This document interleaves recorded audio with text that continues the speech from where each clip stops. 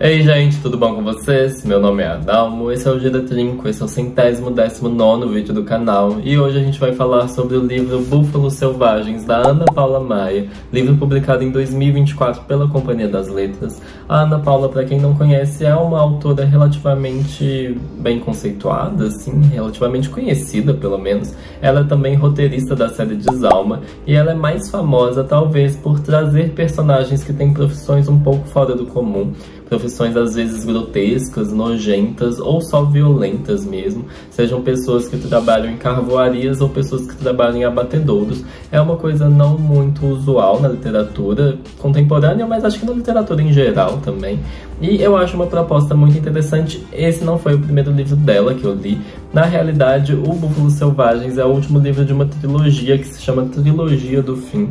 E, em teoria, os livros podem ser lidos separadamente, eles não precisam ser lidos na sequência para serem entendidos, para terem sentido, assim, para serem apreciados.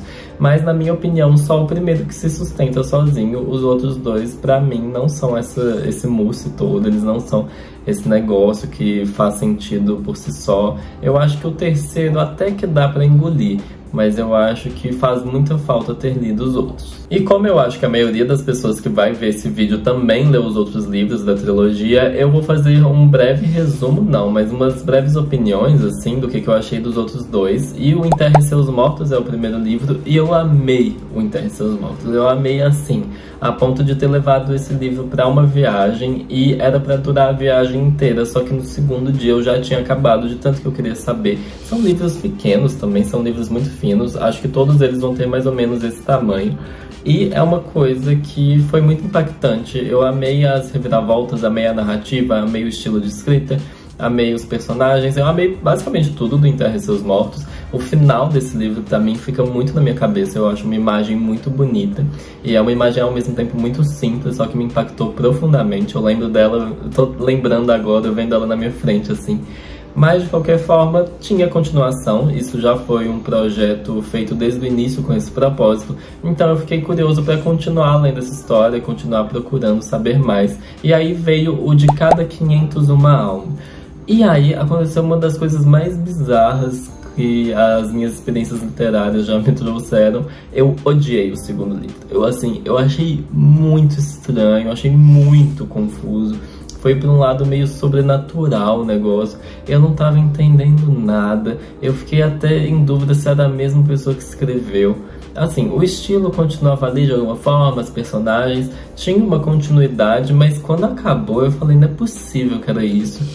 E aí eu ainda fiquei curioso para ler o terceiro livro, mas eu fiquei com muito medo, porque eu fiquei assim, não é possível que o segundo não vai ser explicado de alguma forma, não é possível que a gente não vai ter alguma compensação. E eu ainda vou falar melhor sobre isso, mas foi assim que eu cheguei no terceiro livro, com essa expectativa de ter amado o primeiro livro da trilogia, odiado o segundo e não saber o que ia acontecer com o terceiro. Eu mudei de ideia aqui, eu já vou falar de uma vez no vídeo. O segundo livro é explicado no terceiro. Ele tem essa contextualização, a gente entende o que aconteceu e eu fiquei aliviado porque foi muito confuso o segundo livro. Eu realmente estava achando muito abstrato, destoava muito das coisas que estavam acontecendo. De repente tinha um apocalipse, basicamente. Um pequeno spoiler, mas pra quem não leu nem vai fazer sentido. Mas era um trem fora desse mundo, assim, era um negócio totalmente fora da realidade. E graças a Deus foi explicado. A explicação é meio mais ou menos, mas pelo menos existiu e não é esse o ponto. Vamos falar então do resumo da premissa do Búfalos Selvagens. Nós temos um personagem principal que se chama Edgar Wilson, e o Edgar Wilson ele vai ser uma pessoa um pouco mórbida, um pouco fúnebre às vezes, eu ainda vou explicar melhor, mas de qualquer forma ele trabalha recolhendo carcaças de animais mortos em estradas. Essa é a profissão dele. Ele trabalha com isso e já mexeu com outras coisas, ele já trabalhou num abatedouro anteriormente. E aí ele vai ter dois companheiros de aventura, digamos assim, dois brothers dele, que vão ser o Bronco Gil que é uma pessoa mais rústica, digamos assim, e o ex-padre, eu amo essa categoria, o ex-padre Tomás, que ele foi parar nessas profissões mais diferentes assim, porque ele foi excomungado e também tem uma história para isso. E aí, nas idas e vindas dos 2 primeiros livros, eles vão terminar num ponto que começa o 3º livro, em que eles estão cansados do que eles estão fazendo, e aí eles vão se envolver com um negócio que vai ser uma criação de búfalos selvagens. Vai ser um lugar que vai ter um terreno lá, como é que fala isso? Tipo um pasto? E aí vão ter vários búfalos. E nesse lugar também a ideia é matar depois esses búfalos para vender a carne. Ok, algo que eu nem sabia que existia, eu nem sabia que era um negócio real, assim, mas aparentemente é uma coisa que se passa no Brasil. Fica essa dúvida às vezes se é no Brasil, se é um lugar que não existe, mas eu acho que tem uns toques de Brasil nos livros. Ok, aí esse lugar dos búfalos divide o terreno com um circo.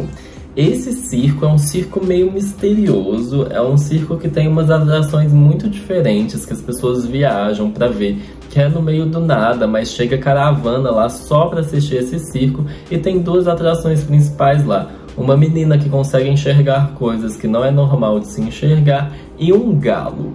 É uma história bizarra, e para completar toda essa bizarrice, a gente tem um assassinato de um dos palhaços do circo, que quem vai encontrar o cadáver é justamente o nosso personagem principal, o Edgar Wilson. Essas são as principais tramas da história, digamos assim. Nisso, algo que é muito marcante na escrita da Ana Paula Maia é uma prosa bem seca. Eu acho que fica muito evidente pelas frases curtas, pelas palavras que ela vai usar também. Eu acho que não existe floreios nesse livro.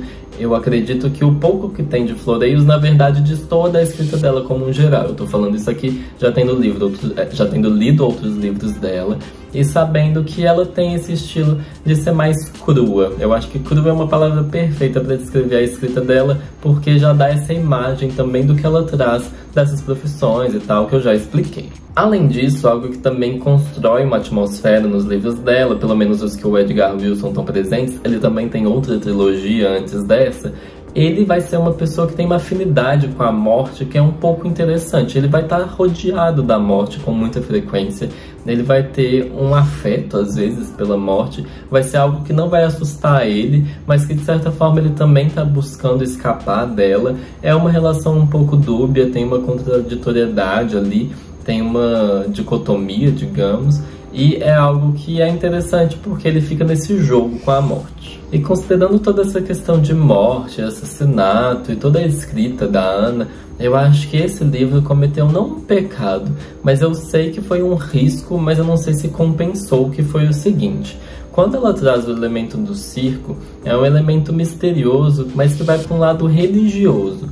E isso vai trazer uma questão poética que não exatamente destoa do que ela trabalha, mas eu acho que não valeu a pena, porque o ponto alto da obra dela é justamente escrever sobre essas coisas cruas, sobre essas coisas mais vis, às vezes cruéis também. Inclusive tem cenas dos livros dela que relembram assim Rafael Montes, no sentido de ser muito difícil de digerir. É uma ótima expressão, inclusive. Mas eu acho que toda essa questão que vem desse pós-apocalipse, da evangelização, porque o circo, gente, eu tenho que falar isso, não sei se é um spoiler ou não, honestamente eu não vou me delongar, mas o circo ele vem com uma ideia de evangelização pós-apocalipse, ou seja, a ideia de que existe algo além do que a gente enxerga no mundo material e de que a gente precisa de uma salvação. É basicamente gente oportunista também, que vai usar do medo dos outros para criar uma fé ali. Tem essa vibe, esse circo, é um trem muito doido, é tão difícil falar desse livro sem conversar direito sobre o que ele traz, sem dar vários spoilers, sem realmente discutir. Inclusive eu adoraria discutir esse livro aqui com alguém, mas eu acho que no fim das contas o sobrenatural adiciona muito pouco à escrita dela, ou pelo menos ela não conseguiu equilibrar muito bem essas coisas.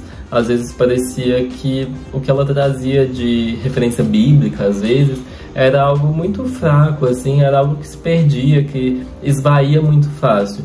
E aí eu não consegui me apegar a essas coisas. E falando de se apegar e de se prender, eu acredito que os ganchos que o livro traz, as coisas que ele propõe para atiçar a nossa curiosidade, são muito legais. Eu acho que os pontos de partida são muito bons, Mas no fim das contas, eu acho que eles foram muito mal utilizados. Os búfalos, a imagem dos búfalos é uma imagem muito diferente. É uma coisa que tem uma tentativa aqui de falar sobre como esses animais são teimosos e sobre como eles se parecem com os humanos de alguma forma e como eles agem assim, os que são selvagens e os que não são, né?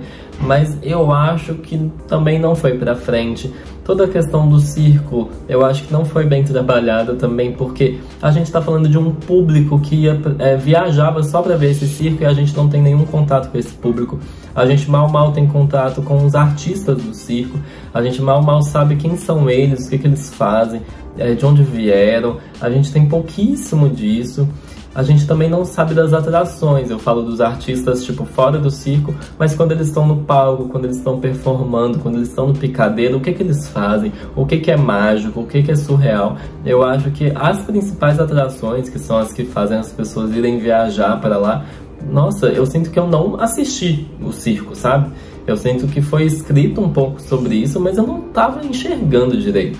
Eu acho que foi descrito muito superficialmente, eu fiquei muito triste com isso, porque eu amo circo, pra quem não sabe eu tenho tatuagem de circo, assim, não vai dar pra mostrar na câmera direito, esse palhaço vai ficar de cabeça pra baixo, mas de qualquer forma, é um trem que me fascina de um jeito, e pra eu achar realmente sem graça, é difícil, e é porque passou muito rápido, é porque nem se ateve ali, não teve nenhum cuidado com alguns detalhes, as descrições foram bem vagas, esse foi o problema. E continuando a descascar o livro, infelizmente, porque eu tava com muitas expectativas, mas praticamente, e acho que esse é o maior pecado de um livro, praticamente não existe nenhuma tensão significativa no Búfalos Selvagens. Não existem problemas reais, não existem ameaças significativas.